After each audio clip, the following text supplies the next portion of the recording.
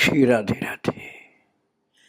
भक्तों, कलयुग की एक महान ये विशेषता है कि प्रभु के विभिन्न प्रकार के अवतार, प्रेमावतार, रसावतार, कलावतार, अंशावतार, विभूति अवतार समय समय पर हुआ करते हैं। और जब भगवान का अवतार होगा तो भगवान के साथ सदा रहने वाले शेषावतार का भी अवतार हुआ करता है। अर्थात जब कृष्ण का अवतार होगा तो श्री बलराम जी का जरूर होगा। वो भक्त रूप में आए हैं तो श्री बलराम जी महाराज एक अवधूत के रूप में आए हैं। और उनका नाम है श्री नित्यानंद, जो श्रीवास के घर में ही रह गए, क्योंकि श्रीवास जी एक महान भक्त थे, इसलिए उनके प्रेम के कारण श्री नित्यानंद जी उनके घर में रह गए। वयस 32 वर्ष, 32 वर्ष की उम्र हो गई है नित्यानंद जी महाराज के, और वो श्रीवास के घर में रहते हैं। आपको आश्चर्य होगा कि 32 वर्ष के इन महान एक अवधूत की स्थिति में विराजमान श्री बलराम जी महाराज का स्वरूप क्या है। उम्र तो 32 वर्ष मैंने बता दिया आपको, किंतु स्वभाव निपट बालक की तरह श्रीवास की गृहिणी मालिनी, उन्हीं को नित्यानंद जी अपनी मां कहते थे। और शिशु काल से लेकर के 20 वर्ष तक तीर्थ पर्यटन किया था। अब एक साथ मां और घर पा करके मालिनी की गोद में लेट गए। ध्यान रखना, बिल्कुल निर्मल, जैसे छोटा बच्चा होता है ना, इस स्थिति में।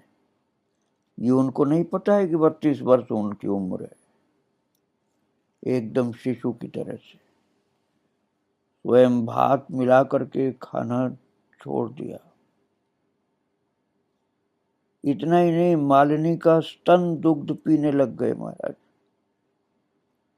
तो बड़ा आश्चर्य कि नित्यानंद मुंह लगाकर उन शुष्क स्तनों में दूध ले आए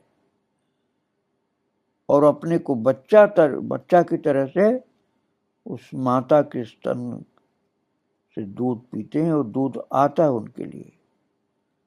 आहार आदि का विचार नहीं, खाने पीने की चीजों का अभाव नहीं, जब इच्छा तभी खाते हैं। स्नान के समय गंगा में पड़ जाते हैं, और एक बार गंगा में उतर जाएं, फिर निमाई को छोड़कर अन्य किसकी सामर्थ्य की उन्हें उठाए। निताई तैर रहे हैं, भक्तजनों का स्नान हो गया, पर बस उनकी अपेक्षा में खड़े हैं सब। वे लोग निताई को बुला रहे हैं, श्रीपाद उठो, दिन चढ़ गया, और कितनी देर जल में रहोगे।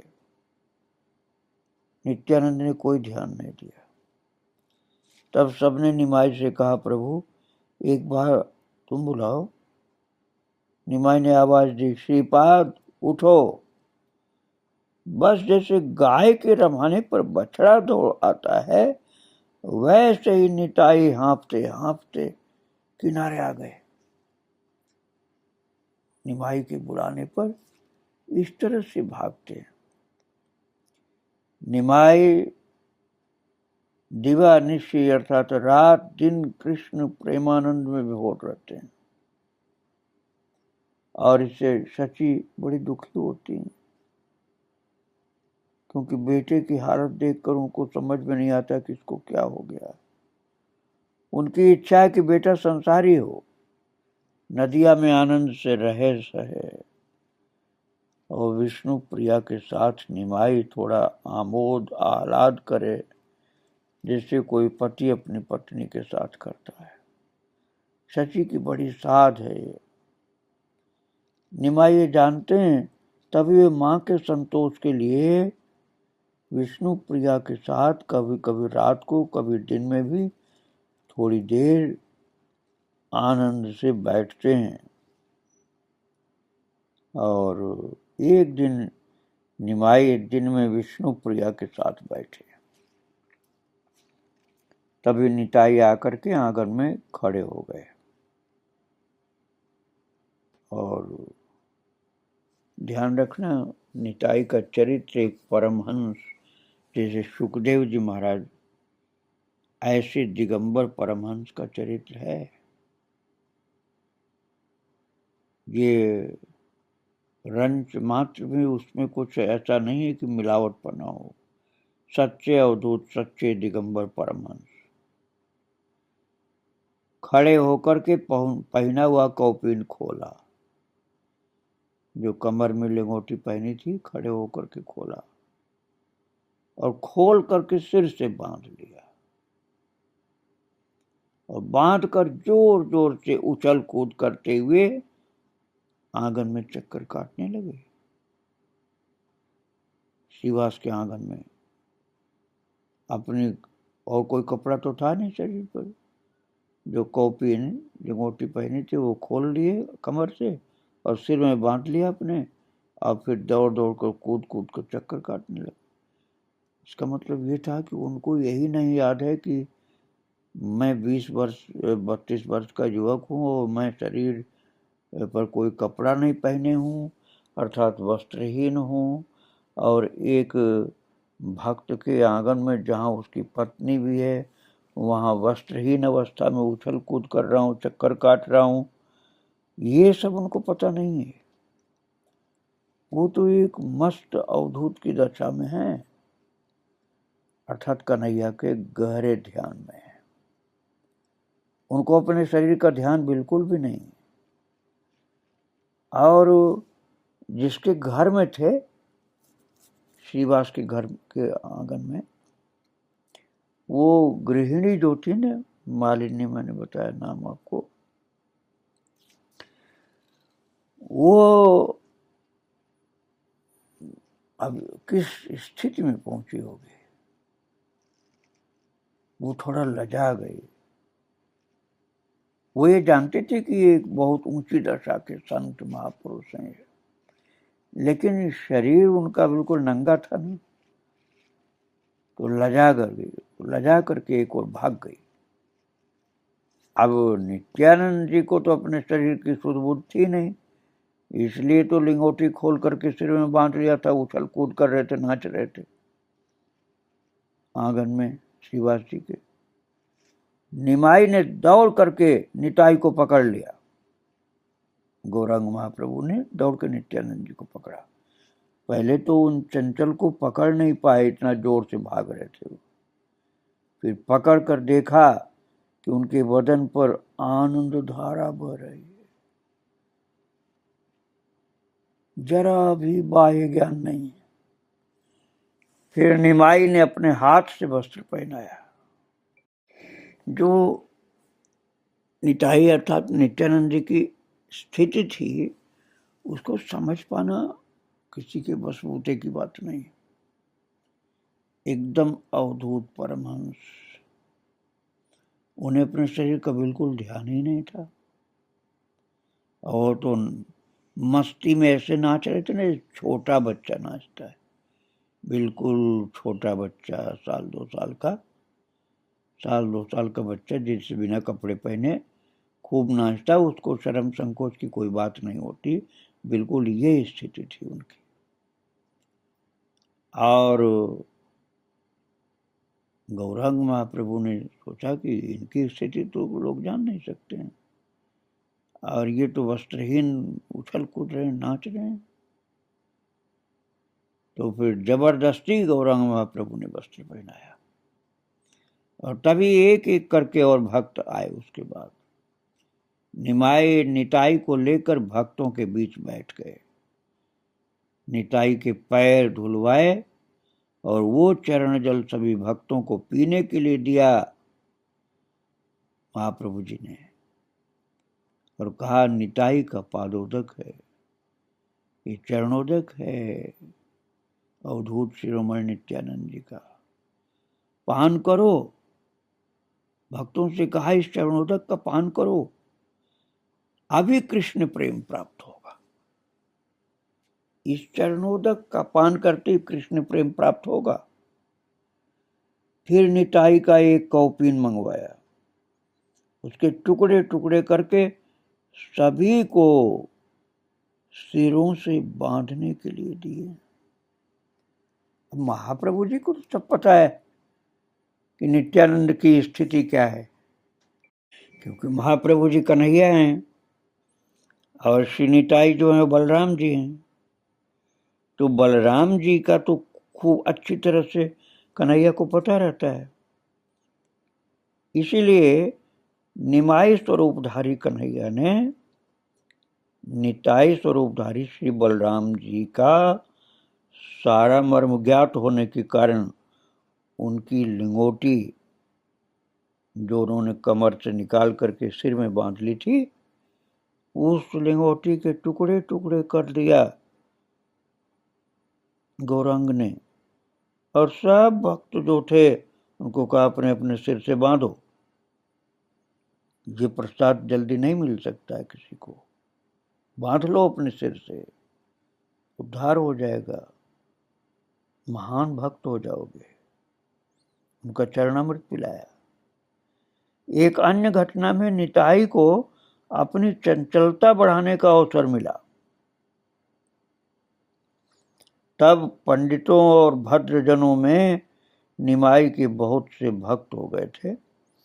उन सभी भक्तों के संग प्रभाव से और भी अनेक लोग पवित्र होकर भक्ति प्राप्त करने लगे।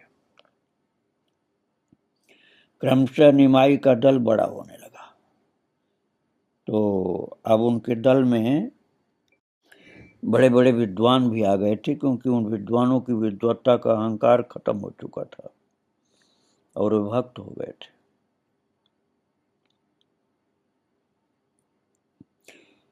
तो स्त्रियों का ब्राह्मणों की सेवा को छोड़ अन्य कोई कार्य है, इस बात को कोई स्वीकार नहीं करता था। ऐसी स्थिति में गौरांग के पार्षद जो भक्त वही ब्राह्मण, इस प्रकार के मत का परोक्ष रूप से प्रचार करने लगे। अब इस बात को केवल भक्त ही स्वीकार करेगा। भक्तों, महाप्रभु के अनुयायी लोग समझ गए थे कि भक्त का ही जीवन महान होता है, इसलिए जो भक्त है वही ब्राह्मण है। और हरिदास जी शरीर से यवन माने जाते थे। मैं पहले आपको बता चुका हूँ, यवन थे नहीं, यवन के द्वारा पालित पोषित थे वो, लेकिन उनको लोग यवन मानते थे न जानने के कारण। अब उनको भक्तजन प्रणाम करने लगे। क्यों प्रणाम करने लगे? यवन या ब्राह्मण वाली बात नहीं, उनकी भक्ति के कारण। यही वास्तविक जीवन होता है कि भक्त की जाति नहीं देखी जाती है, भक्त की भक्ति देखकर प्रणाम करो, चाहे वो यवन ही क्यों न माने जाते हो, चाहे कोई निकृष्ट तिरस्कृत जाति के माने जाते हो, तब भी भक्त हैं तो प्रणाम करना चाहिए। और श्री गौरांग पार्षदों के इस व्यवहार को देखकर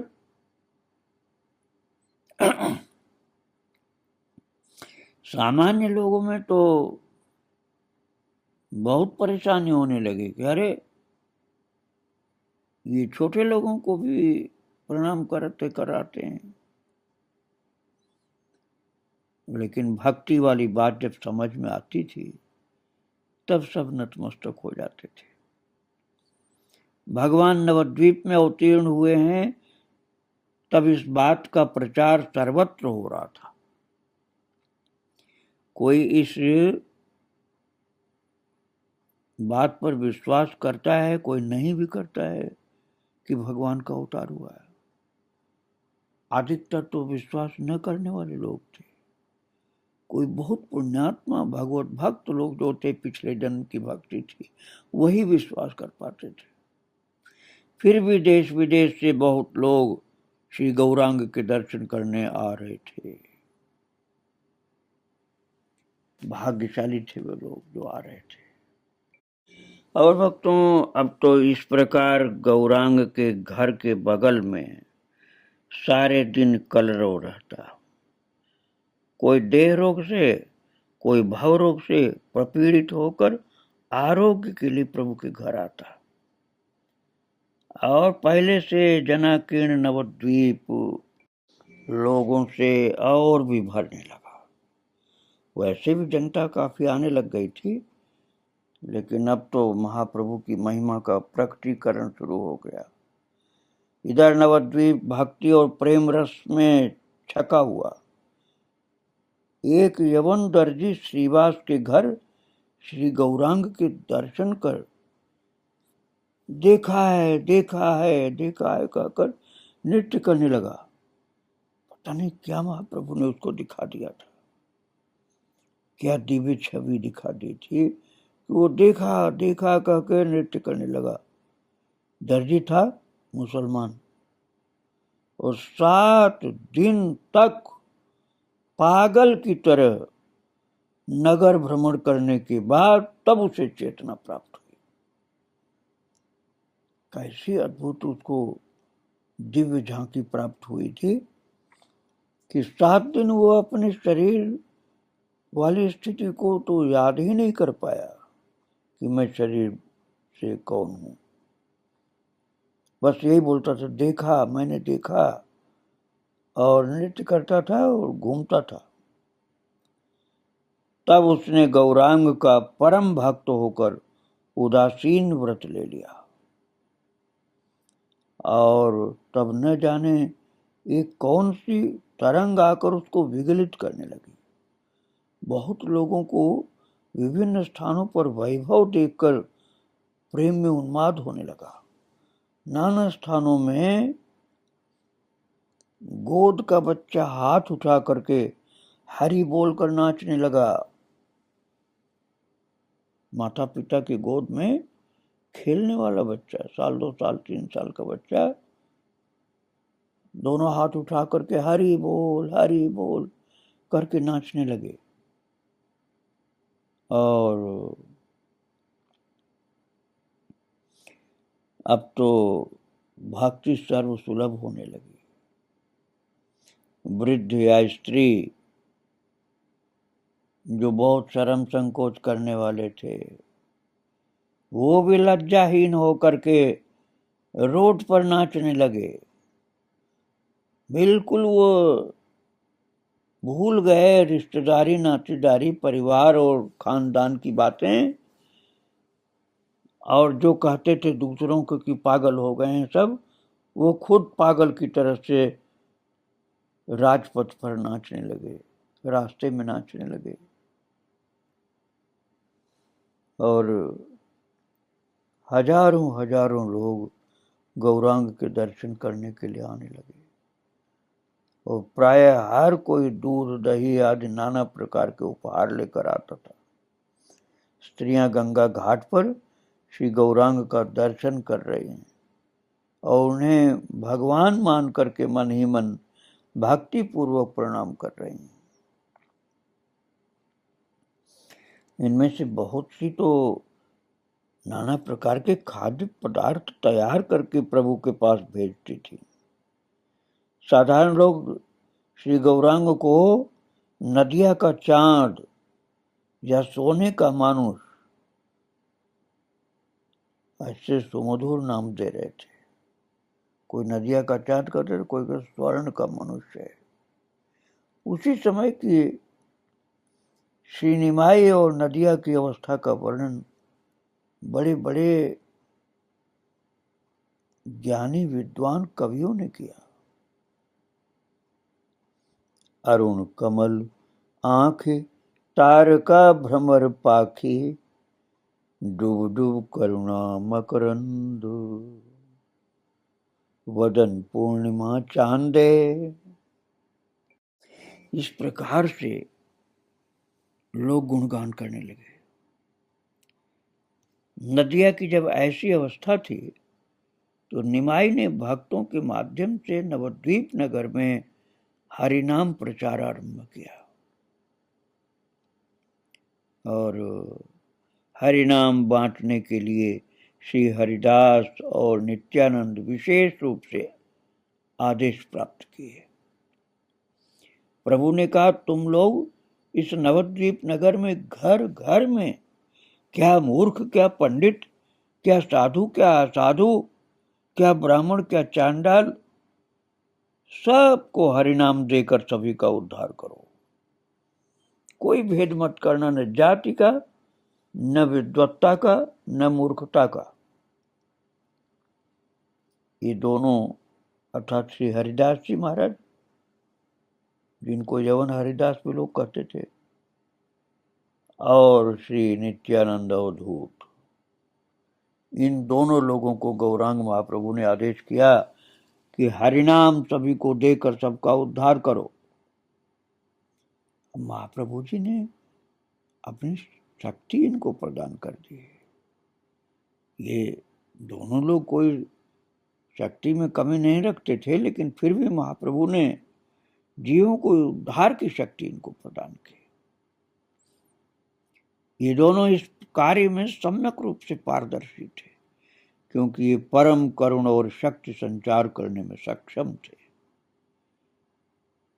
और दूसरा कारण और था कि दोनों ही सन्यासी और विदेशी थे, अर्थात नवद्वीप के रहने वाले कोई नहीं थे दोनों में से।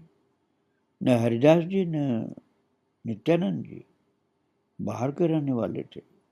विदेशी का मतलब आप आज का विदेश मत समझना, नवद्वीप के बाहर के थे, इतना समझो। और परम करुण और शक्ति संचार करने में सक्षम। नवद्वीप में नियमित हरिनाम वितरण पहली बार आरंभ हुआ और हरिदास और नित्यानंद प्रभात में नाम वितरण के लिए नवद्वीप नगर में किसी गृहस्थ के घर जा खड़े हुए। गृहस्थ तेज पुंज, जो तेज के पुंज जैसे सन्यासियों को देखकर चकित रह जाते थे। उस समय उनके अंदर तेज प्रकट था भक्तों।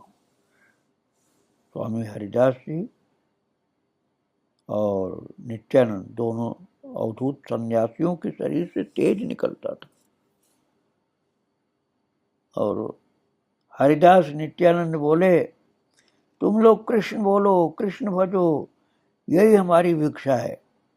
लोग प्रसाद देते थे, उनका प्रेम देख करके लेते थे लोग, ये महापुरुष लोग थोड़ा सा, और फिर कहते थे कृष्ण भजो, कृष्ण बोलो, यही मेरी भिक्षा है। तो भिक्षा ज्यादा इसलिए नहीं ग्रहण करते थे, किसी का एक दाना दो दाना ले लिया, नहीं तो समझा दिया कि हमारी भिक्षा तो हरिनाम है। इस प्रकार वे दोनों नगर में घर घर नाम देते घूमने लगे। कहीं कहीं ये कहते कि श्री कृष्ण जीवों के दुख से कातर होकर स्वयं श्री शची के उदर से नवद्वीप में अवतीर्ण हुए हैं। इन दोनों लोगों के आकार, वेश, आर्ति और अद्भुत शक्ति कांति देखकर कोई मुग्ध होता तो कोई मुग्ध न होकर उपहास भी करने वाले ना समझ लोग थे। आगे चल के ये भी ठीक हो जाएंगे, लेकिन शुरुआत में तो थे ऐसे लोग जो कृष्ण भक्ति को नहीं समझते थे, तो उपहास करते थे। इस प्रकार वे 2 प्रहर तक सारे नगर में परिभ्रमण करके तब घर लौट करके मध्याह्न काल में आते थे। हरिदास धीर और नित्यानंद चंचल। कौतुकपुरी चपल के साथ नाम वितरण करने में हरिदास को बड़ी असुविधा होने लगी।